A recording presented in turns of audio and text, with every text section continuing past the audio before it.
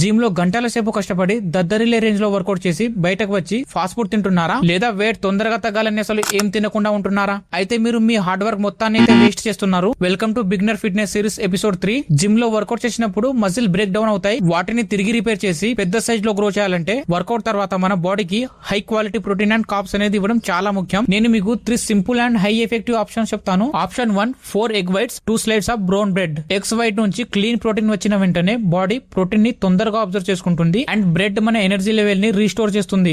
Option 2, vegetarians కి 100 gram of paneer or soya chunks cooked with 1 cup of rice. Best protein and carbs combination. Me muscle growth కి అయితే చాలా help అవుతుంది. దీన్ని కూడా అయితే మీరు తప్పకుండా యాడ్ చేసుకోండి. ఆప్షన్ 3, మీ దగ్గర బడ్జెట్ ఉంటే 1 scoop whey protein and 1 banana అయితే తీసుకోండి. లెస్ దెన్ 5 మినిట్స్ లోనే ఇమీడియట్లీ మజిల్ రికవరీ అయితే స్టార్ట్ అవుతుంది. సో వీటిలో ఏదో ఒక మీల్ ని అయితే మీరు పక్కా యాడ్ చేసుకోండి.